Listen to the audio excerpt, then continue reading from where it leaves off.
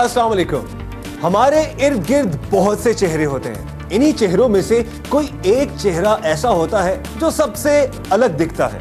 मगर मैं आज जिस चेहरे से आपकी शिनाख्त करवाने जा रहा हूं, उस चेहरे के कई रूप हैं, जिसे पहली नजर में आप कोई बहरूपिया समझेंगे, मगर वो कोई बहरूपिया नहीं, बल्कि मैं ऐसा ही हूं का एक ऐसा किरदार है जिसका मिशन है लोगों में आगाही फैलाना। यूं ही चला चल रही, यूं ही चला चल रही, जीवन गाड़ी है समय पहिया।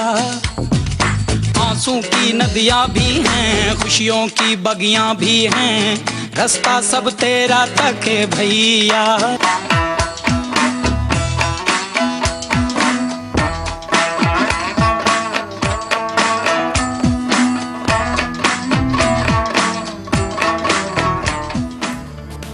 आगाही फैलाने और एहतजाज करने का यह तरीका बहुत निराला है। मेरा यह किरदार एक माहिर लिखारी, मेकअप आर्टिस्ट और एक अदाकार की तरह काम करता है, जो अपने स्क्रिप्ट्स खुद लिखता है, मेकअप करता है, गेटअप्स बदलता है और अपनी अदाकारी के जरिए लोगों के दिलों पर अपना पैगाम नक्श करता है। और वो ये सब कुछ आलमी दिन मनाने के लिए करता है। इससे पहले कि इस किरदार की मजीद परतें उतारें, आपको बता दें कि आलमी दिन क्या है और क्यों मनाए जाते हैं। इंटरनेशनल डे का मकसद किसी एक इशू या मसले के बारे में आगाही पैदा करना या किसी अहम वाक़े की याद मनाना भी होता है। 1950 में अक़वाम मुत्तहिदा की जनरल असेंबली ने करारदाद 423वीं पास की, जिसके तहत दुनिया भर में 10 दिसंबर को पहला इंसानी हकूक़ का दिन मनाया गया, जिसका मकसद universal declaration of human rights को मनाना था। उसके बाद तो आलमी दिनों की तादाद बढ़ती गई और अब साल के 365 दिन कोई ना कोई आलमी दिन जरूर होता है। इन दिनों को मेरा ये किरदार मनाता है और इन दिनों की मुनासबत से रूप भी बदलता है, ताकि लोगों में इस दिन के हवाले से आगाही पैदा की जा सके। मैं समझता हूँ कि फ़तेह शाह फराग साहब जो हैं वो हैदराबाद का एक सिंबल है, एक कैरेक्टर है, जो मुख्तलिफ जो बैनुल-अक़वामी दिन होते हैं तो उनको इसके लिए किसी सियासी प्लेटफॉर्म की या किसी और सहारे की वो ज़रूरत महसूस नहीं करते। वो इनफरादी तौर पर ही उसको अपने तौर पे मनाने की कोशिश भी करते हैं और जो उनका पूरा पैगाम है कि वो समाज में मीडिया के थ्रू जाए, वो उसको भरपूर तरीके से देने की कोशिश करते हैं और देते हुए नज़र आते हैं। इस किरदार को मैंने एक ही दिन में नहीं पकड़ा, मुझे पहले इसका मुशाहिदा करना पड़ा। उसे पहली बार मैंने कब देखा? शायद नो स्मोकिंग डे पर, जब वो हैदराबाद प्रेस क्लब के बाहर एक नाटक रचाए हुए था। आप भी देख लीजिए।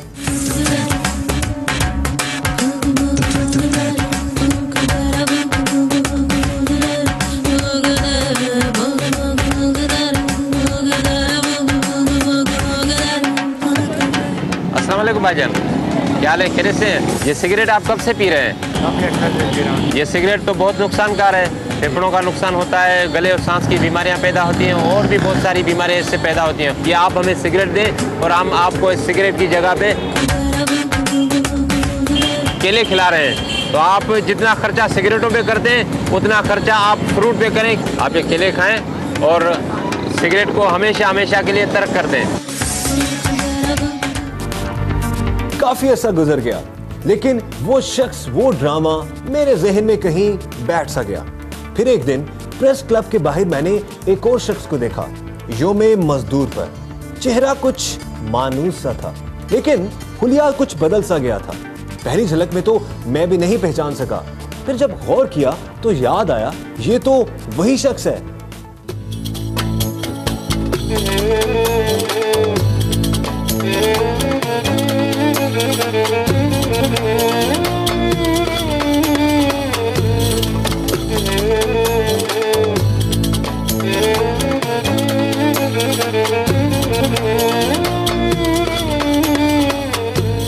सही उजरत नहीं मिलती, मजदूर को सही मजदूरी नहीं मिलती। मैं मजदूरी के आलमी दिन पर मैं क्या करूं? ये पत्थर मैंने इसलिए बांधा है कि मजदूर जो हैं वो भूख से मर रहे हैं। मैंने ये तगारी खाली इसलिए उठाई है कि काम नहीं मिलता, मजदूरी नहीं मिलती, बहुत मैं परेशान हूँ। अब आपको भी कुछ समझ आई होगी। बहुत से आलमी दिन, लेकिन बंदा एक, और उस पर सजे हुए चेहरे कई, और हर चेहरा एक नई दास्तान और कहानी बयान करता हुआ।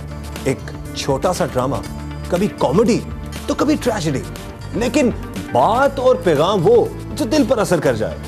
एक मुजाहरा उसने मदर्स डे पर किया था।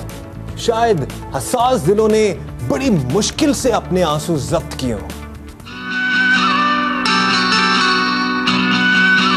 बन के तेरा साया मैं तुझको थाम लूं, उठ के रब से पहले मैं तेरा नाम लूं।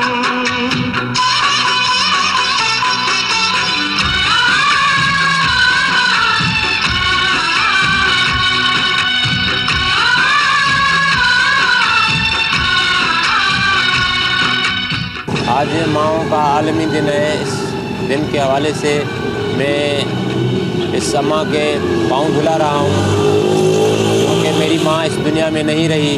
तो मैं सब जितनी भी दुनिया की माँ हैं उनको मैं अपनी माँ समझता हूँ, और ये पैगाम देना चाहता हूँ कि माँ के कदमों में तले जन्नत है। उस कदमों को, उस जन्नत को हासिल करना है तो माँ का एहतराम करें, माँ की इज़्ज़त करें, माँ को कभी उफ ना कहें। इन बहुत से चेहरों के पीछे फतेह शाह फिराक का छुपा असल चेहरा अगर मैं आपको दिखाऊं तो आप तस्लीम नहीं करेंगे, क्योंकि हम तो ये तस्वर भी नहीं कर सकते कि हीरोज को भी मसाइल घेरते हैं। लोगों में केले बांटने वाले के घर में खुद गुर्बत और भूख का बसेरा है।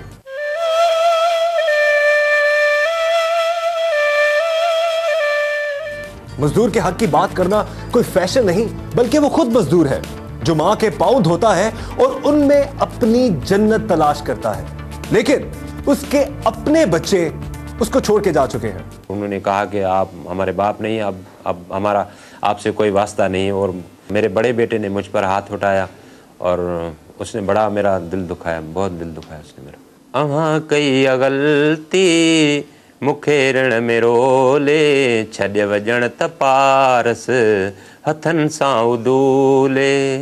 अगर इस किरदार के चेहरे कई हैं तो उसके साथ जुड़ी कहानियां भी कई हैं। ये सब कहानी के वो मोड़ हैं जहां कोई भी रुके बगैर ना गुजर सके।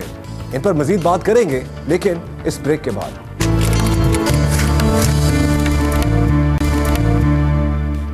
फतेह शाह फिराक एक सोशल एक्टिविस्ट है, मगर उसका अपना कोई घर नहीं।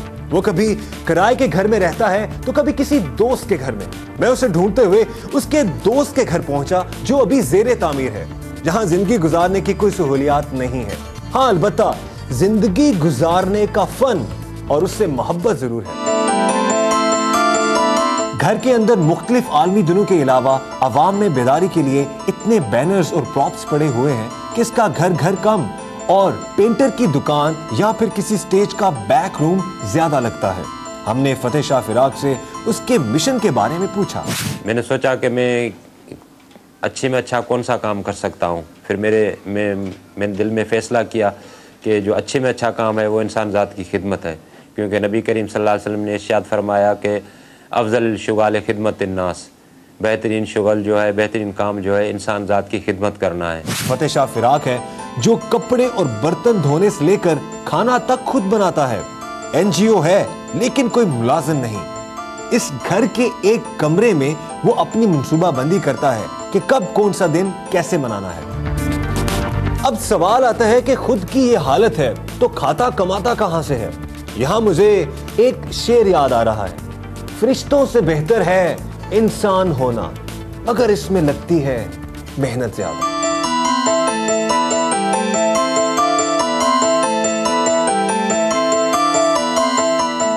मजदूरी करने वाला ये शख्स कोई और नहीं, फतेह शाह फिराक है, peace and human rights activist. आज तक आपने डिजाइनर ग्लासेस और इंपोर्टेड कपड़ों वाले एक्टिविस्ट देखे होंगे। जरा इनसे भी मिलें जो मजदूरी अपने लिए नहीं बल्कि अपने मिशन के लिए करता है। मैं ये सारा समाजी काम जो है, समाजी खिदमत जो हैं वो मैं ज़्यादातर जो है अक्सर मैं मज़दूरी करता हूँ। मज़दूरी करके उसमें से जो दिहाड़ी मुझे मिलती है उसमें ये सारा काम मैं करता हूँ। जैसे बैनर बनवाना है या प्रेस रिलीज़ छपवानी है या और कुछ अरेंजमेंट करना होता है वो इसी में से मैं करता हूँ। दिहाड़ी जो मुझे मिलती है उसमें से मैं ये सारा काम चलाता हूँ और मैं किसी के आगे हाथ नहीं फैलाता, क्योंकि अल्लाह ताला ने हिम्मत दी है और हौसला दिया है, तो मैं समाजी खिदमत जो है वो इसी तरह से मैं अरेंजमेंट करता हूँ उसका। फतेह शाह इस काम के लिए किसी से कोई मुआवजा नहीं मांगता और ना ही वो ये सब कुछ इसलिए करता है कि उसे टीवी पर आने का शौक है और ना ही वो इलेक्शन लड़ना चाहता है। उसका काम सिर्फ आगाही फैलाना है। क्या उसे इस काम के लिए किसी से कोई इमदाद भी मिलती है? एक मेरा दोस्त है जिसने मेरे 1 लाख रुपया डोनेट किया मुझे, वो मुझसे करीब है। बाकी मेरे रिश्तेदार सब मुझसे दूर हैं और बड़ा दुख होता है जब वो मुझसे दूर होते हैं और इस बात को नहीं समझते हैं। हाँ, मैंने इसको एडवांस सैलरी निकलवा के अपनी तनख्वाहों में से साईं को 1 लाख रुपया दिया था। बस इसके कामों से मैं मुतासर रहा। जो भी काम करता है दिल लगा के करता है और बड़ी मेहनत से करता है, जदोजहद से करता है। फतेह शाह ने खुद को एक ब्रांड में ढाला हुआ है। इसके कपड़े और जूते इसकी एक उम्दा मिसाल है। लेकिन परेशान ना हो, ये डिजाइनर्स जूते या कपड़े नहीं जो इस गरीब मुल्क के अमीर सियासतदान और नाम निहाद सोशल वर्कर्स पहनते हैं, बल्कि ये सफेद कपड़े और सफेद जूते हैं जो अमन का पैगाम देते हैं। सफ़ेद लिबास में इसलिए मैं रहता हूँ कि सफ़ेद लिबास जो है अमन की निशानी है और ये अमन की निशानी जो है मैंने अहद कर लिया कि जब तक मेरी ज़िंदगी में सफ़ेद टोपी, सफ़ेद कपड़े और सफ़ेद बूट और ये पहनता रहूँगा। ये अमन के लिए हवाले से मैं पहनता हूँ। सिर्फ पाकिस्तान में नहीं बल्कि पूरी दुनिया में ख़वातीन कैदी हैं, कहीं रस्म रिवाज की तो कहीं मर्द की गैरत की। इस सूरत हाल को फतेह शाह ने कैसे एक खाके में सुमाया, कहने को एक छोटा लेकिन एक ऐसा खाका जो बहुत कुछ बयान कर दे।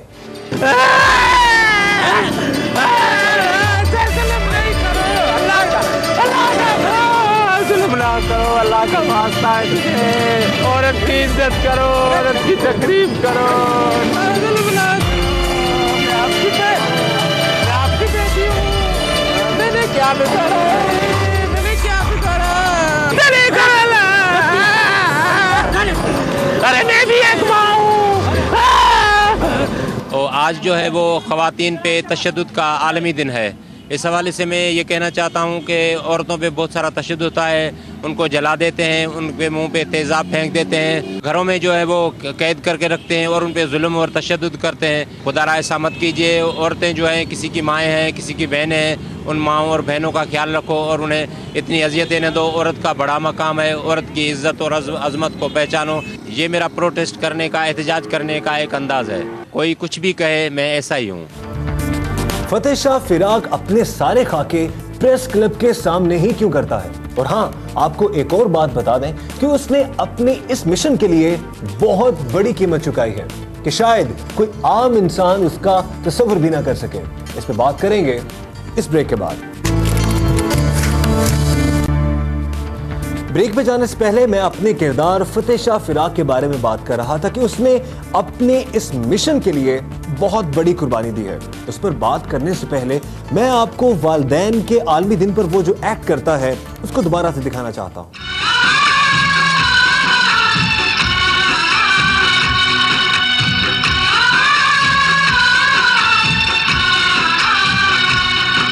वालिदैन की खिदमत का दर्स देने वाला ये मुस्कुराता हुआ चेहरा, कोई कह सकता है कि इस शख्स के अपने बच्चे उसे छोड़ गए हैं, उस पर हाथ भी उठा चुके हैं और उसकी वजह कुछ नहीं बल्कि उसका मिशन है। मेरी शादी हुई थी तकरीबन 28 साल पहले, तो हमारा सिलसिला चल न सका। उन्होंने कहा कि तू पागल है, चरिया है, बेवकूफ़ है, जो तू वहाँ काम करता है, इससे क्या तुझे मिलेगा। मैंने बड़ी कोशिश की। मैंने अपनी बीवी को कहा कि आप सब्र से काम लें। बच्चों को बहुत सारा समझाया कि बेटा आप समझो कि ये जो काम है इसकी रिज़ल्ट बहुत अच्छी है और लोग आपको समझा भी रहे हैं, फिर भी आप नहीं समझ रहे।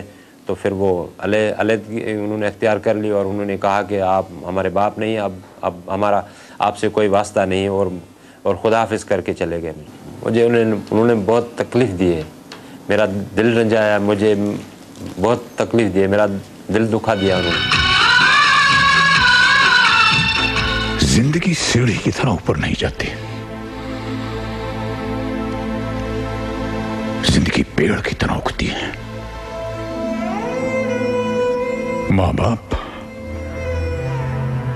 किसी सीढ़ी के पहले पायदान नहीं होते। माँ बाप जिंदगी के पेड़ की जड़ है। पेड़ कितना ही बड़ा क्यों ना हो जाए, कितना ही हरा भरा क्यों ना हो जाए, जड़ काटने से वो हरा भरा नहीं रह सकता। फतेह शाह के बड़े बेटे ने भी उसके साथ कुछ ऐसा ही किया। उसने अपने बाप की उंगली तोड़ने की कोशिश की, जिसे पकड़कर उसने चलना सीखा था। उस पेड़ की जड़ काटने की कोशिश की जिसके साए में वो बैठा करता था। इसकी वजह क्या थी, फतेह शाह खुद बताएगा। उन्होंने मेरे साथ बदतमीजी की। उन्होंने मेरे साथ जो है वो माँ बहन पे उन्होंने मेरे को गालियाँ दी, और मेरे पास इस वक्त पैसे नहीं थे। उन्होंने कहा कि अभी 1 महीने में मेरे को पैसे दो, नहीं तो हम तुम्हें मार देंगे। तो मैं बहुत परेशान हुआ था। फिर मेरे दोस्त थे यहाँ पे अच्छे पढ़े लिखे, उन को मैंने बताया, तो उन्होंने मेरा फ़ैसला किया। और फैसले में वो जब आए तो उन्होंने कहा कि आज से हमारा बाप नहीं है और हम इससे कोई वास्ता नहीं रखते। उन्होंने कहा कि अगर इनके पास पैसे हैं तो आप बताओ तो कहाँ हैं, तो हम उनको दिला दें। बैंक में इसका बैलेंस है तो वहाँ आपको पैसे दिला दें, या कोई इसका प्लाट है, कोई जगह है तो वो दिला दें आपको। मेरे बड़े बेटे ने मुझ पर हाथ उठाया और उसने बड़ा मेरा दिल दुखाया, बहुत दिल दुखाया उसने मेरा। इस दुख के बावजूद उसे बच्चों से मोहब्बत है। बच्चों के आलमी दिन पर यह मोहब्बत सामने भी आती है। गली कूचों में खेलने वाले बच्चों को वो अपने सीने से लगाता है और उनमें तोहफे बांटता है।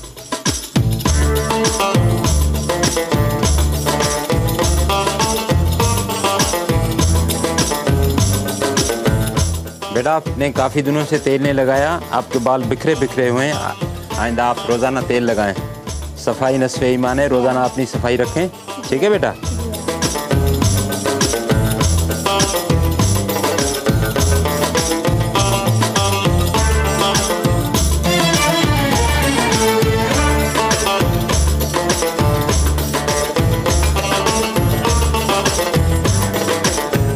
याद भी आती है उन बच्चों की, और वो जो तकरीबन दूसरे बच्चे देखता हूँ तो मुझे दुख होता है, और मैं कहता हूँ कि ये मेरे ही बेटे हैं और ये मेरी बेटियाँ हैं। जो नफरत के सारे बुतों को गिरा दे, मैं ऐसा जहां में बका चाहता हूँ। फतेह शाह की या रब दिली है तमन्ना, मैं सारा ये आलम सजा चाहता हूँ। फतेह शाह फिराक जैसे किरदार उन लोगों से तो बहुत बेहतर हैं जो बड़ी बड़ी तनख्वाहें और फंड्स खाते हैं, अवाम को बेवकूफ बनाते हैं और फिर प्राइड ऑफ परफॉर्मेंस भी ले लेते हैं। बात अगर मेरिट की हो तो खिदमात के इतराफ में फतेह शाह फिराक उन तमाम वजीरों और मुशीरों से कहीं आगे खड़ा है जिनमें सरकारी एजाज अंधे की रेडियो की तरह बांटे जाते हैं। क्या हमें कोई ऐसा लीडर भी मिलेगा जो हुक्मरानी के मेरिट पर पूरा उतरे और कहे मैं ऐसा ही हूं? अगले हफ्ते किसी नए किरदार के साथ आपसे मुलाकात होगी। अल्लाह हाफिज।